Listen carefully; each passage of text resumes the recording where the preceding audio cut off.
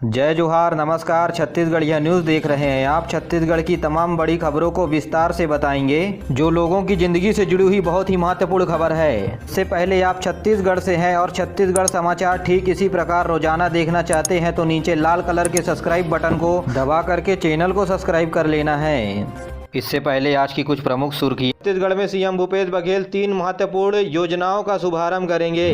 बिलासपुर संभाग में पड़ेगी कड़ाके की ठंड, मौसम विभाग ने जारी किया अलर्ट। छत्तीसगढ़ में अधिकारी और कर्मचारियों के द्वारा किया जा रहा है उग्र आंदोलन। छत्तीसगढ़ को आज केंद्रीय बजट में मिलेगा महत्वपूर्ण योजना का लाभ। वहीं रायपुर में सेक्स रैकेट का खुलासा हुआ, पकड़े गए युवक और युवतियां। चलिए जानते हैं अब खबर विस्तार से।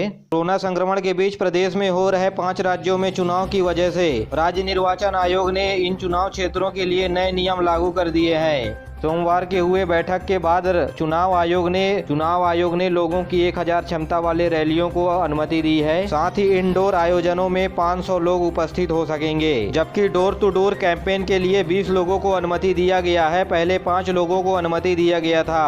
हालांकि चुनाव आयोग ने 11 फरवरी तक रैलियों पर प्रतिबंध बढ़ा दिया है। राष्ट्रीय कांग्रेस के पूर्व अध्यक्ष राहुल गांधी छत्तीसगढ़ दौरे पर 3 फरवरी को आ रहे हैं और इसको लेकर के छत्तीसगढ़ की राजधानी रायपुर के साइंस कॉलेज मैदान पर तैयारियां जोर शोर से शुरू हो गई है। इस महासभा के दौरान में हजारों की संख्या में किसान मौजूद होंगे, इसलिए यहां विशाल डोम बनाया जा रहा है। इस दौरान राहुल गांधी छत्तीसगढ़ आकर के राजीव गांधी मजदूर न्याय योजना का शुभारंभ करेंगे। इस योजना के तहत प्रदेश के 3 लाख मजदूरों को आर्थिक सहायता के रूप में 6000 रुपए की राशि प्रत्येक वर्ष दी जाएगी।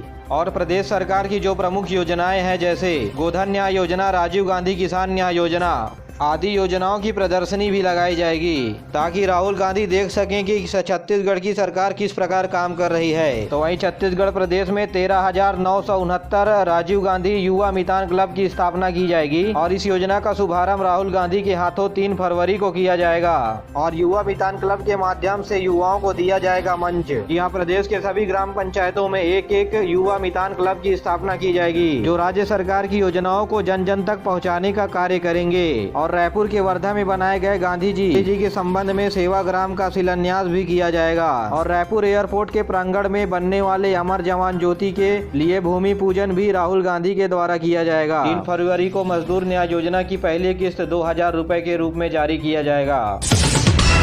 छत्तीसगढ़ प्रदेश के महाविद्यालय और विश्वविद्यालयों में भी इस साल छात्र संघ का चुनाव नहीं होगा और कोरोना के बढ़ते हुए मामले को देख करके पंडित रविशंकर शुक्ल में होने वाले दीक्षांत समारोह को भी रद्द कर दिया गया है। उच्च शिक्षा विभाग ने सभी प्रदेश के महाविद्यालय और विश्वविद्यालयों को पत्र लिख करके छात्र संघ का चुनाव नहीं कराए जाने और प्रदेश में होने वाले सभी दीक्षांत समारोह को रद्द करने के लिए आदेश जारी किया है।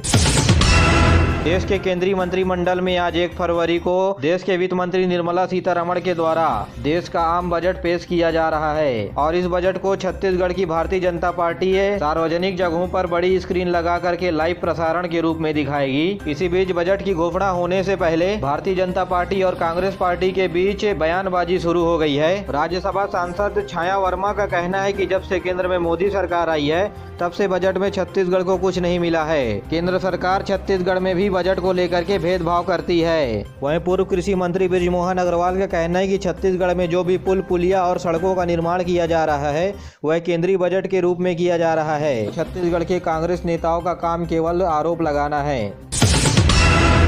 रायपुर में सेक्स रैकेट का भांडाफोड़ हुआ है। पुलिस मुखबिर की सूचना पर ग्राहक बनकर पहुंची, जब पता चला साइन रैकेट स्पा सेंटर में सेक्स रैकेट का कारोबार हो रहा है, जिसके बाद अन्य साथियों के माध्यम से सेक्स रैकेट का कारोबार चलाने वाली संचालिका और 6 युवती समेत 2 ग्राहक को पुलिस ने गिरफ्तार किया है। पकड़ी गई लड़कियों में से कुछ लड़कियां उड़ीसा, पश्चिम बंगाल और बिहार की रहने वाली है और पुलिस ने मौके से 75,000 रुपए बरामद किए हैं। आपको बता दें कि गिरफ्तार हुए युवतियों में से कई युवतियां पीटा एक्ट के तहत गिरफ्तार हो चुकी हैं। फिलहाल पुलिस ने पीटा एक्ट के तहत मामला दर्ज कर जांच शुरू कर दी है।